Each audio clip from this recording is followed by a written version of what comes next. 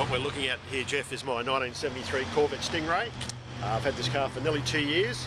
It was something that I'd wanted for a long time as a young boy and fell in love with them at an age when I basically couldn't afford one. This is a 1973 model. The Corvettes were very popular with American culture. They're an iconic vehicle. They were the top of the range General Motors model and were made originally in 1953, and the model is still carried through today. The 73 model that I fell in love with here basically is right in the middle of the era of the Corvette Shark, or the Stingray.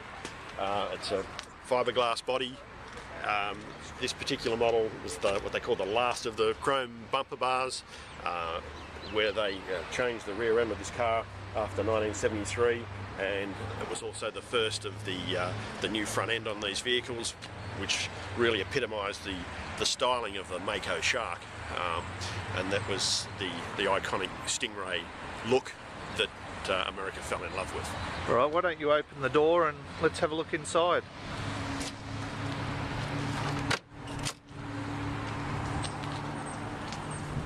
Classically a two-seater, two-door coupe. There's no boot in the Corvette. It was strictly jump in, grab your girlfriend and head for the beach, or grab your briefcase and head to the office. There's a small block 350 Chev fitted to this vehicle. The options for Corvettes were at one stage full race. You could walk into a General Motors Holden dealer and order a big block Chev with something like 500 horsepower, and it would be delivered to the dealership within a couple of weeks, and you were pretty much in a full-blown race car. Okay. Why don't you open the hood and let's have a look at the engine In workings.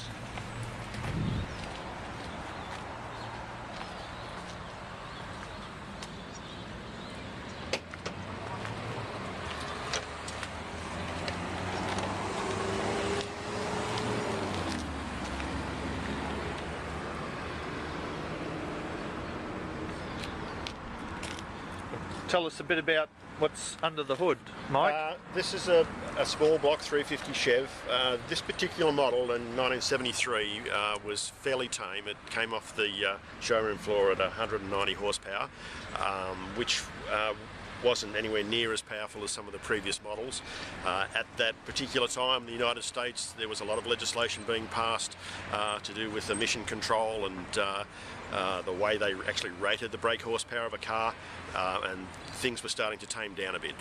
In the late 1960s through to the early 70s, again, Corvettes were making vehicles well in excess of 400 horsepower. That's a very powerful car, and also a very fuel-hungry car. So by 1973 and 74, things were starting to tame down a bit, and they were starting to limit the size and the options for the engines. Okay. Still a very nice cruiser and a nice comfy ride.